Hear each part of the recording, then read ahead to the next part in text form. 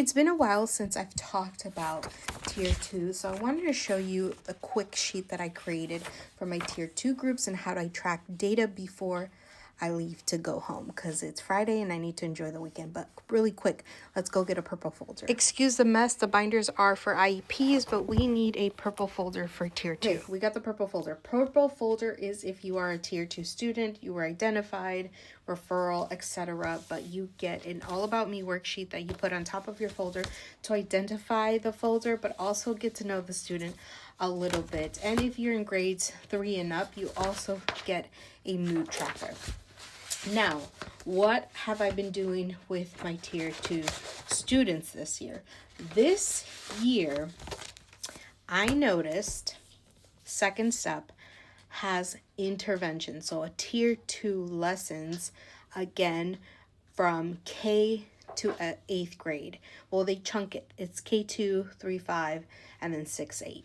Say what you want about Second Step.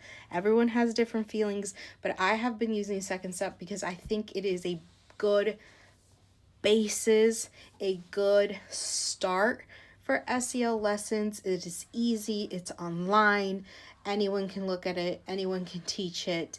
And again, you can start off with that and add to it and continue to add to it. So for my tier 1, I've mentioned this before, I have a spreadsheet with all the dates and all the lessons, so everyone is on track, is consistently using the same language, and is consistently in similar units. The first unit being emotional regulation, and so on and so forth. It looks a little bit different between grades, but this year Second Step has a tier 2, and so I created a worksheet for those groups. Quick worksheet for those groups. Most of the groups have a check-in, but even if it didn't have a check-in, I wanted a way to check in with my little ones, especially since they don't have a mood tracker, so they get to circle. Something that's right here is Second Step usually has, let me just pull it up. So we're going to look at 3 through 5th, but each grade has a similar emotions, thoughts, feelings, relationships and pro-social skills, and executive functioning skills. So if we press 1, this is just an example, we press the teach. The reason for the top 2 lines is that usually it talks about a would you rather question. Would you rather be able to see the future or read minds? And so on the worksheet, you have the space to either write the answers on there. And then this box on the bottom, again, looking at the lessons, there's usually a reflection or creation part.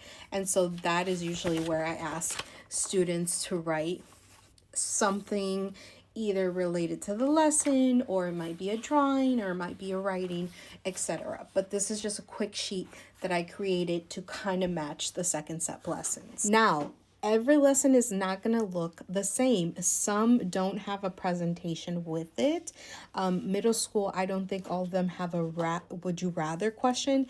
But for consistency, and if I'm going to be using the template, the worksheet, I'm always going to have a would you rather question ready, and I'm always going to check in, and I'm always going to have something to add into the lesson of the day box for data and to track what the students are doing in the sessions. Now I'm showing you this not because, oh, use Second Step, but have some type of consistent template, consistent activities, consistent routine for your tier 2 as well, so that the data makes sense and it's not just a whole bunch of different lessons thrown together. But hey, every day we're going to check in, every day we're going to do some type of relationship building activity, and then every day we're practicing a skill. Just some thoughts. Take what you want, take what you need, but hopefully that makes sense and you can use it.